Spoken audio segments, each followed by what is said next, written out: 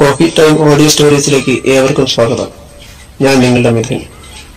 ആദ്യമായി ഇതിൽ ഒരു ക്രൈം സ്റ്റോറി ആരംഭിക്കുകയാണ്. കഥയുടെ പേര് റെഡ് ലേഡി.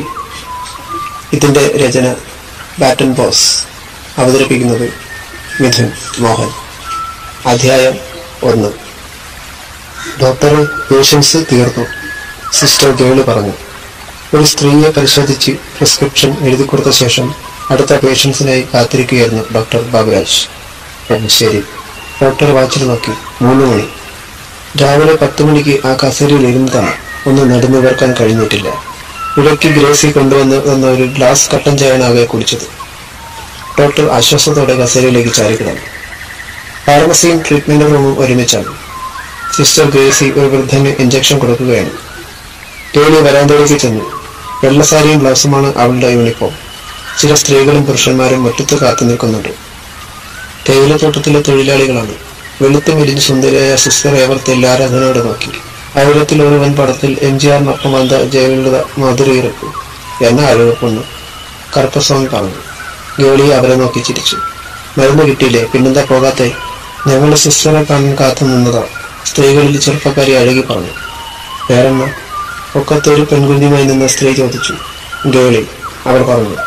കേളി. അവർ മറ്റുള്ളവരെ നോക്കി പുകയിലക്കറ പിടിച്ച പല്ലുകൾ കാട്ടിച്ചിരിച്ചു.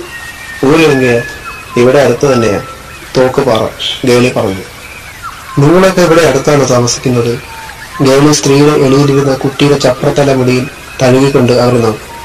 അതെ, ചിത്തിരപുരത്തും പള്ളിദാസിലുമാ താമസിക്കുന്നത്. അവരുടെ സംസാരവും പെരുമാറ്റവും അവർക്ക് ഇഷ്ടപ്പെട്ടു. സ്നേഹമുള്ള സിസ്റ്റർ. ഗ്രേസി സിസ്റ്റർ മാതിരിയല്ല, ഒരാൾ നിഷ്കളങ്കമായി അഭിപ്രായപ്പെട്ടു. ചിലർ അവളുടെ കയ്യിൽ തൊട്ടു. സ്വർണ്ണവടയിൽ പിടിച്ചു നോക്കി. മുത്തശ്ശിമാർ നീണ്ട തുളയുള്ള കാതിൽ നിറമുങ്ങിയ ആഭരണങ്ങൾ ഇട്ടിരിക്കുന്നത് അവൾ കണ്ടു. നിങ്ങൾ പോകുക സിസ്റ്റർ, നേരം വളരെയായി, മഴ വരണം. അവൾ കലവില സംസാരിച്ചുകൊണ്ട് നടന്നുപോയി. മഴയ്ക്ക് മുമ്പുള്ള കാറ്റ് വീശി തേയിലത്തോട്ടത്തിലെ ചൗക്കമരങ്ങൾ കാറ്റിലായി. കാർപ്പുസാമി ചുവച്ചുകൊണ്ട് അവരോടൊപ്പം നടന്നു. പള്ളിവാസലിലെ ഹോളി ക്രോസ് ഹോസ്പിറ്റൽ നഴ്സാണ് ഗേളി. ചെറിയ പുല്ല് വളർന്നു നിൽക്കുന്ന മുറ്റത്തേക്ക് ഇറങ്ങി. മുറ്റത്തിന് ചുറ്റും ഡാലിയ പൂക്കൾ മഞ്ഞയും ചുവപ്പും നിറത്തിൽ വളർന്നു നിൽക്കുന്നു. 3 ബെഡുകളുള്ള ചെറിയ ഹോസ്പിറ്റലാണ് ഹോളി ക്രോസ്. ആസ്പെറ്റോസ് ഷീറ്റ് കൊണ്ടുള്ള മേച്ചിലാണ്. പുല്ല് വളർന്നു നിൽക്കുന്നതും ബോർഡ് നിറമങ്ങി പെയിന്റ് പൊളിഞ്ഞിരിക്കുന്നതും ഗേളി കണ്ടു. എന്തൊരു കുളിര്! അവൾ കൈകൾ കൂട്ടിത്തിരിഞ്ഞു. ആ കുളിര് ഗേളിക്ക് ഇഷ്ടമാണ്. രോമങ്ങൾ എഴുന്നു നിൽക്കുന്നു. മൂടൽമഞ്ഞ് പള്ളിവാസൽ ടീ ഫാക്ടറിക്ക് മുകളിലൂടെ 3 മലയിലേക്ക് നീങ്ങുന്നു. കൂന്തമ്പാറ മലമുകളിൽ നിന്നും സൂര്യന്റെ സ്വർണ്ണ വെളിച്ചം ലക്ഷ്മിമലയിലും പുൽമേടുകളിലും തേയിലത്തോട്ടങ്ങളിലെ പച്ചപ്പരവതാനിയിലും വീണു കിടക്കുന്നു. ആലുവയിൽ നിന്ന് വരുന്ന ചുവന്ന ട്രാൻസ്പോർട്ട് ബസ് വളവ് തിരിഞ്ഞ് മൂന്നാറിലേക്ക് പോകുന്നത് അവൾ കണ്ടു. കാഴ്ച കണ്ട് നിന്നാൽ മതിയോ? എന്തെങ്കിലും കഴിക്കണ്ടേ? വയറ് കത്തുക. ഗ്രേസി സിസ്റ്റർ വരാന്തയിലേക്ക് വന്നു. കടുത്ത പ്രകൃതക്കാരിയാണ് ഗ്രേസി. ആ 30-കാരിയുടെ കൊടുത്ത മേനിയും തടിച്ച ചുണ്ടും വലിയ കണ്ണുകളും ആരെയും ആകർഷിക്കും. വരുന്നു ചേച്ചി, ഗേളി പറഞ്ഞു. അവൾ അവിടെ ചേർന്നിട്ട് 1 മാസം തികയുകയാണെന്ന്. ഗ്രേസി 5 വർഷമായി. ആ ഹോസ്പിറ്റലും ഡോക്ടറുമെല്ലാം തന്റേതാണെന്നാണ് ഭാവം. ഡോക്ടർ ബാബുരാജുമായി കൂടുതൽ ആരും അടുക്കുന്നത് അവൾക്ക് ഇഷ്ടമല്ല. ഗേളി അത് മനസ്സിലാക്കിയിട്ടുണ്ട്. ഹോസ്പിറ്റൽ പിന്നിലെ വലിയ മലയുടെ ഉച്ചിയിൽ വെയിൽ പരന്നിരിക്കുന്നു. തോട്ടത്തിൽ അവിടെ ഇവിടെ കാഴ്ച നിൽക്കുന്ന ഓറഞ്ച് മരങ്ങൾ. 1 മാസം കഴിയുമ്പോൾ കായ്കൾ പഴുക്കുമെന്ന് അവൾക്ക് തോന്നി. ഗേളി അകത്തേക്ക് ചെന്നു. ചെറിയൊരു കിച്ചണും ഡൈനിങ് റൂമും അവിടെയുണ്ട്. ഗ്രേസി ഡോക്ടർക്ക് ചോറ് വിളമ്പി. 35-കാരനാണ് ഡോക്ടർ ബാബുരാജ്. ഇരുനിറവും കട്ടിമീശയും കുറച്ച് ദേഹവും. കേട്ടോ ഗേളി, 8 വർഷമായി ഞാൻ ഈ ഹോസ്പിറ്റൽ ഇവിടെ തുടങ്ങിയിട്ട്. ചോറും മീൻകറിയും നെത്തോലി പൊരിച്ചതും പഠാനി പയർ തോരനും കഴിക്കുന്നതിനിടയിൽ ഡോക്ടർ പറഞ്ഞു. ഗ്രേസി സിസ്റ്റർ വന്നതിന് ശേഷമാണ് ഞാൻ നല്ല ഭക്ഷണം കഴിക്കാൻ തുടങ്ങിയത്. ഡോക്ടർ പുകഴ്ത്തിയപ്പോൾ ഗ്രേസി ശബ്ദമില്ലാതെ ചിരിച്ചു. ചേച്ചിയുടെ പാചകം വീട്ടിൽ അമ്മ ഉണ്ടാക്കുന്നത് പോലെയാണ്. ഗേളിയും വിട്ടില്ല. ഗ്രേസി, നമുക്ക് ഇവളുടെ കുക്കിങ്ങും പരീക്ഷിക്കണം. കൈക്കുണ്ടും അറിയാമല്ലോ, ഡോക്ടർ പറഞ്ഞു. അറിയാൻ മേലാത്തതൊക്കെ ഗ്രേസി ഇവളെ പഠിപ്പിക്കണം. ഗ്രേസി ബാബുരാജിനെ ഒന്ന് നോക്കി. ഊണ് കഴിഞ്ഞ് ഡോക്ടർ കൈ കഴുകി. തുടയ്ക്കാനായി ഗ്രേസി ഉണങ്ങിയ തോർത്തെടുത്ത് കൊടുത്തു. ഡോക്ടറും ഗ്രേസിയും തമ്മിൽ വളരെ അടുപ്പത്തിലാണെന്ന് ഗേളി മനസ്സിലാക്കിയിട്ടുണ്ട്. ആരെയും സ്നേഹിച്ച് വശത്താക്കുന്ന സ്വഭാവമാണ് ഡോക്ടർ ബാബുരാജിൻ്റെത്. തോട്ടം തൊഴിലാളികളെല്ലാം അദ്ദേഹത്തോട് വളരെ സ്നേഹവും ആദരവും പ്രകടിപ്പിക്കുന്നത് അവൾ കണ്ടിട്ടുണ്ട്. ഹോസ്പിറ്റലിൽ തന്നെയാണ് ഡോക്ടർ താമസിക്കുന്നത്. ഗ്രേസിയുടെ വീട് തൊടുപുഴയ്ക്കടുത്ത് വാഴക്കുളത്താണ്. ഊരിനെല്ലിയിൽ ഒരു ചേച്ചിയെ കെട്ടിച്ചിട്ടുണ്ട്. മാസത്തിലൊരിക്കലേ ഗ്രേസി വീട്ടിൽ പോകുകയുള്ളൂ. അല്ലാത്തപ്പോൾ ഹോസ്പിറ്റലിൽ താമസിക്കും. ഗേളി എന്നും വീട്ടിൽ പോകും. മൂന്നാറിൽ നിന്ന് ആനച്ചാൽ വഴി പോകുന്ന ബസ്സിൽ അവൾക്ക് തോക്കുപാറയിൽ വീടിനടുത്ത് ഇറങ്ങാം. വൈകിട്ട് ഗേളി യാത്ര പറയാൻ ചെന്നപ്പോൾ ഡോക്ടർ ബാബുരാജ് ഒരു കവർ അവളുടെ കയ്യിൽ കൊടുത്തു.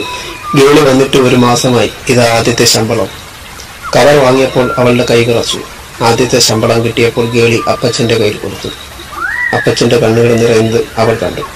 ഭിത്തിയിൽ പ്ലാസ്റ്റിക് മാലയിട്ട് വെച്ചിരിക്കുന്ന അമ്മയുടെ ഫോട്ടോയിലേക്ക് നോക്കി. 3 വർഷം മുമ്പാണ് അമ്മ മരിച്ചത്. മോളൊരു ജോലിക്കാരിയായി കാണണമെന്ന് അമ്മയുടെ വലിയ ആഗ്രഹമായിരുന്നു. പണം കയ്യിൽ വാരിവെച്ച് കുന്നേലി യോഹന്നാൻ പറഞ്ഞു. യോഹന്നാന് കൂലിപ്പണിയും മലഞ്ചരക്ക് കച്ചവടവും ഒക്കെയുണ്ട്. ഒന്നും അങ്ങ് പച്ച പിടിക്കുന്നില്ല. 3 മക്കളാണ്, സണ്ണിയും ഗേളിയും സൂസിയും. ചേച്ചി, എനിക്ക് ചുരിദാർ വാങ്ങിത്തരണം. 10ാം ക്ലാസ്സുകാരിയായ സൂസി അവളുടെ ചുറ്റും കൂടി. സണ്ണിച്ചേട്ടൻ വരുമ്പോൾ രാത്രിയാകും. വേറങ്ങിന്റെയും ക്ലബിങ്ങിന്റെയും പണിയുണ്ട്.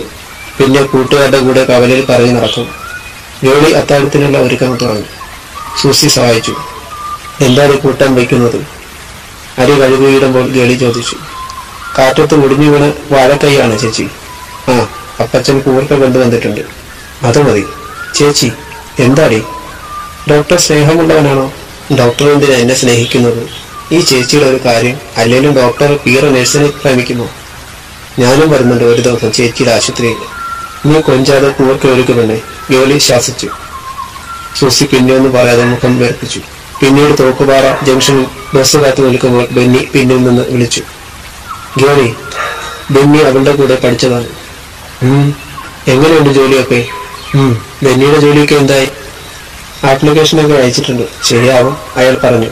ബസ് വന്നു. പോട്ടെ. അവൾ അതിൽ കയറി. ബസ് പോകുന്നത് നോക്കി അയാൾ മുണ്ടും മടക്കി കുത്തി നിന്നു. എന്ന് പറയാൻ ആഗ്രഹിച്ചത് പറയാൻ കഴിഞ്ഞില്ല. പഴുത്ത ഓറഞ്ചുകൾ കാറ്റിലാടുന്നത് ഗേളി കണ്ടു. ഒരു ഞായറാഴ്ച ഉച്ച തിരിഞ്ഞപ്പോൾ ഡോക്ടർ രജിസ്റ്റർ നോക്കിയിട്ട് ഗ്രേസിയെ വിളിച്ചു. ഗ്രേസി ഓഫീസിലേക്ക് ചെന്നു. ഗ്രേസി, ഇൻപേഷ്യന്റ് ഒന്നുമില്ലല്ലോ? ഇല്ല ഡോക്ടറെ, ഇനി ആരും വരുമെന്ന് തോന്നുന്നില്ല. ഗേളി എല്ലാം ശ്രദ്ധിക്കുന്നുണ്ടായിരുന്നു. ഈ സൺഡേ നമുക്കൊന്ന് ആഘോഷിച്ചാലോ? ക്ലൈമറ്റ് നല്ലതാ. ഡോക്ടർ ജനലിലൂടെ പുറത്തെ വെയിലിലേക്ക് നോക്കി പറഞ്ഞു. ഗ്രേസി ഡോക്ടറെ നോക്കി ചിരിച്ചു. എവിടെ പോകാനാ? മാട്ടുപ്പെട്ടി ഡാമിൽ പോകാം. ഡോക്ടർ തീരുമാനിച്ചാൽ മതി. ഗ്രേസി, എന്തോ? നമുക്ക് ഗേളിയെ കൊണ്ടുപോകാം. വേഗം റെഡിയാകാൻ പറയും.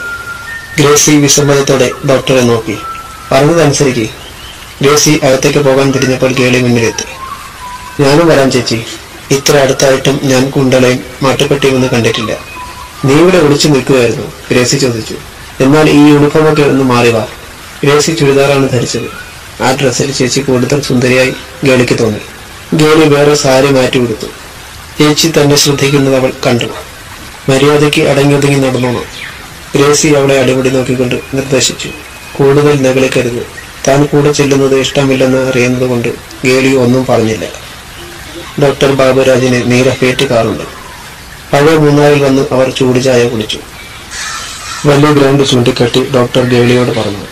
മുകളിൽ ദാ കാണുന്നതാണ് പ്രശസ്തമായ ഹൈറേഞ്ച് ക്ലബ്.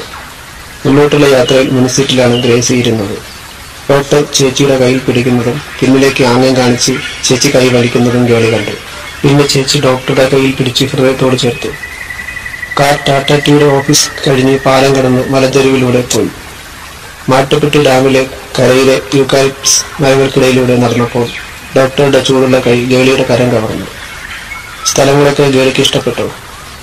ഇഷ്ടപ്പെട്ടു. കുറച്ചുകൂടി പോയാൽ റോഡരികിൽ ആനക്കൂട്ടത്തെ കാണാം. ഡോക്ടർ പറഞ്ഞു. കാട്ടാനകളോ? ഗേളി ഡോക്ടറുടെ മുഖത്തേക്ക് നോക്കി. അല്ല, കുഴിയാണ്. ഗ്രേസി ഡോക്ടറെ കൈ പിടിവിച്ചു. എടി, നിന്നോട് ഞാൻ പറഞ്ഞിട്ടില്ലേ ഡോക്ടറോട് ബഹുമാനം വേണമെന്ന്? ഗ്രേസി അവളോട് ദേഷ്യപ്പെട്ടു. ഗേളി ഒന്നും പ്രതികരിച്ചില്ല. ചേച്ചിക്ക് അസൂയയാ. റോഡരികിലെ പുൽമേട്ടിൽ ആനകളെ അടുത്ത് കണ്ടെങ്കിലും ഗേളിക്കൊരു തെല്ല് തോന്നിയില്ല. 2 ദിവസം കഴിഞ്ഞപ്പോൾ ബെന്നി ഗേളിയെ കാണുന്ന ഹോസ്പിറ്റലിൽ വന്നു. പതിവില്ലാതെ ഷർട്ടും പാന്റും ധരിച്ചായിരുന്നു. പേഷ്യൻസ് പോയി കഴിഞ്ഞിട്ടും അയാൾ അവിടെ നിൽക്കുന്നത് കണ്ട് ഗ്രേസി ചോദിച്ചു. താൻ ഡോക്ടറെ കാണാൻ വന്നതല്ലേ? ഗേളി എന്റെ അയൽക്കാരിയാണ്, ബെന്നി ചമ്മലോട് പറഞ്ഞു. ഗ്രേസി എന്തെങ്കിലും ദേഷ്യപ്പെട്ട് പറയുന്നതിന് മുമ്പ് ഗേളി ഇടപെട്ടു. ബെന്നിയോട് ഞാൻ പറഞ്ഞിട്ടില്ലേ എന്റെ പുറകെ നടക്കരുതെന്ന്? വേഗം പോയിക്കോ, ഡോക്ടർ കാണണ്ട. അയാൾ ഇറങ്ങി നടന്നു. ഇടയ്ക്ക് ഗേളി തിരിഞ്ഞു നോക്കി. പ്രേമമോത്ത് നടക്കുക ചെറുക്കൻ, നിലക്കോടി. ഗ്രേസി അവളെ നോക്കി. വെറുതെ എന്നെ ചാടിക്കളിക്കണ്ട. ഗേളി പറഞ്ഞു. പിറ്റേന്ന് ഗേളി ബസ് കാത്തു നിൽക്കുമ്പോൾ ഡോക്ടർ ബാബുരാജിന്റെ കാർ അടുത്തു വന്നു നിന്നു. ഡോക്ടർ എന്നാ ഇവിടെ? അവൾ അത്ഭുതത്തോടെ ചോദിച്ചു. കുറച്ച് മെഡിസിൻസ് എടുക്കാമായിരുന്നു. ഡോക്ടർ ഡോർ തുറന്നു കൊടുത്തു. അവൾ കയറിയപ്പോൾ കാർ വിട്ടു. അവർ സംസാരിച്ചു കൊണ്ടിരുന്നു. ചിത്തിരപുരം വ്യൂ പോയിന്റിലെത്തിയപ്പോൾ ഡോക്ടർ അവളുടെ കയ്യിൽ പിടിച്ചു. ഗ്രേസി, ഗേളിയെ കുറച്ച് വിഷമിപ്പിക്കുന്നുണ്ടല്ലേ? ഗേളി ഒന്നും പറഞ്ഞില്ല. അവിടെ ഞാൻ വിടുവാൻ പോകുക. കുറച്ച് അഹങ്കാരം കൂടുതലാണ്, ഡോക്ടർ പറഞ്ഞു. ഗേളി ഡോക്ടറെ നോക്കി. എന്നെ ഉപദ്രവിക്കാൻ ഞാൻ സമ്മതിക്കില്ല. ഡോക്ടർ അവളുടെ കൈ അമർത്തി. അവൾക്ക് നാണം വന്നു.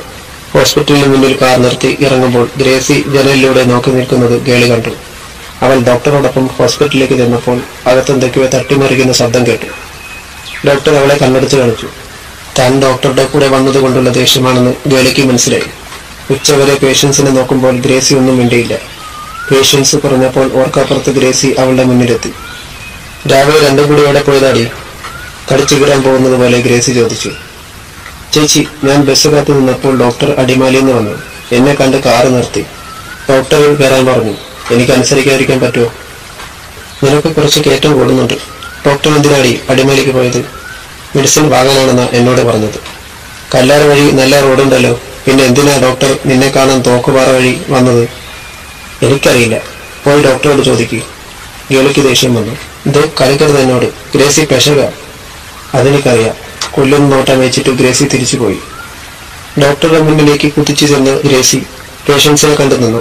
ഗ്രേസി, നീ എവിടെയായിരുന്നു? കണ്ടില്ലേ പേഷ്യൻസ് പ്രിസ്ക്രിപ്ഷനുമായി വെയിറ്റ് ചെയ്യുന്നത്? കണ്ടില്ലേ നീ? ബാബുരാജ് ദേഷ്യപ്പെട്ടു. ഗ്രേസിയുടെ പത്തിതാണ്. അടുത്ത ദിവസം ഗേളി ചെല്ലുമ്പോൾ ഗ്രേസി ഡോക്ടറുടെ പാന്റും ഷർട്ടും കഴുകിയിടുകയാണ്. ഡോക്ടർക്ക് സഹായത്തിന് ആരുമില്ലല്ലോ. ചേച്ചി എന്താ കല്യാണം കഴിക്കാത്തത്? മറ്റൊരവസരത്തിൽ ഗേളി ചോദിച്ചു. കുടുംബത്തിലെ പ്രാരാബ്ദങ്ങൾ തീരണ്ടേ? പക്ഷെ ഉടനെ കല്യാണമുണ്ട്. ആരാ ചേച്ചി ആ ഭാഗ്യവാൻ? അതൊക്കെ ഉണ്ട്. ഞാൻ അറിയുന്ന ആളാണോ ഈ സുന്ദരി ചേച്ചിയെ കിട്ടുന്നത്? അവൾ ഗ്രേസിയെ സുഖിപ്പിച്ചു. അതൊക്കെ മോള് കല്യാണത്തിൽ പള്ളിയിൽ വെച്ച് കണ്ടാൽ മതി കേട്ടോ. ഗ്രേസി ഗേളിയുടെ കവിളിൽ നുള്ളി. ഗൗരവത്തിന് അയവ് വന്നു. പിറ്റേ ദിവസം ഗ്രേസി അവധിയിലായിരുന്നു. സൂര്യനെല്ലിയിലെ ചേച്ചിയുടെ കുഞ്ഞിന്റെ മാമോദിസയാണ്. ഉച്ചയ്ക്ക് ഡോക്ടർ ബാബുരാജ് ഗേളിയുമായി മൂന്നാറിൽ പോയി. ഹോട്ടലിൽ വെച്ച് ഡോക്ടർ കവിളിൽ ഒരു മുത്തം കൊടുത്തു. You are so charming. നീലക്കുറിഞ്ഞു പോലെ എന്റെ ഗേളി. എന്റെ ഗേളി എന്ന് ഡോക്ടർ പറഞ്ഞത് അവളുടെ മനസ്സിൽ കൽക്കണ്ട പോലെ കിടന്നു. അന്നു രാത്രി കിടപ്പ് രോഗികളെയെല്ലാം ഗ്രേസി സിസ്റ്റർ പറഞ്ഞു വിട്ടു. ഡോക്ടറെ ആലിംഗനം ചെയ്ത് കിടന്നപ്പോൾ ഗ്രേസി ചോദിച്ചു, കൊച്ചു പെണ്ണ് വന്നപ്പോൾ എന്നെ മടുത്തു. അതെന്താടി നീ അങ്ങനെ ചോദിച്ചത്?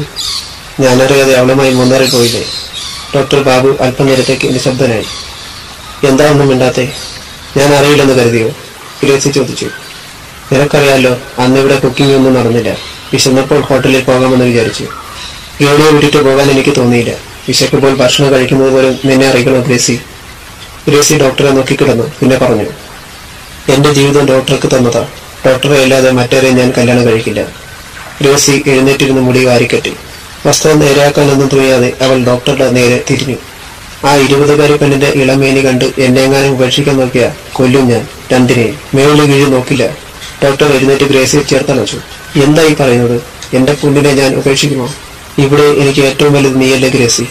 ഗേളിയോട് വരണ്ടെന്ന് പറഞ്ഞേക്ക്. ഗ്രേസിയുടെ മനസ്സലിഞ്ഞു. അവളെ പിരിച്ചുവിടാൻ ഞാൻ പറഞ്ഞില്ലല്ലോ. എന്നെ ചതിക്കരുതെന്നേ പറഞ്ഞോളൂ. ഡോക്ടർ അവളെ ഉമ്മ വെച്ചു. നീയാണ് എന്റെ ഭാര്യ. എന്റെ മക്കളെ നീ പ്രസവിക്കും. നമ്മൾ ഈ ഹോസ്പിറ്റൽ മൂന്നാറിലേക്ക് മാറ്റും. നമ്മുടെ വരുമാനം കൂടും. എന്നാലും നീ എന്നെ തെറ്റിദ്ധരിച്ചല്ലോ.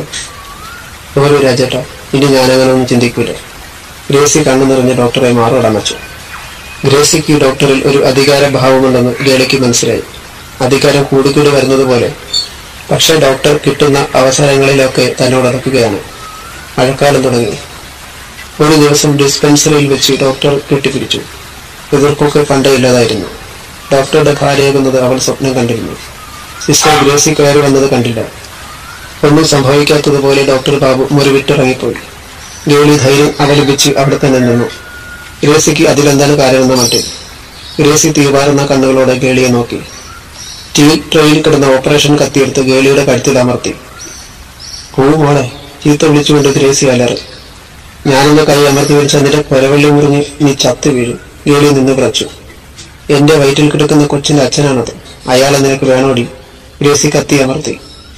കഴുത്തു മുറിയുന്നതും കത്തി ബ്ലേഡിലൂടെ ചോര ഒഴുകുന്നതും ഭിത്തിയിലെ കണ്ണാടിയിൽ ഗേളി കണ്ടു. തുടരും.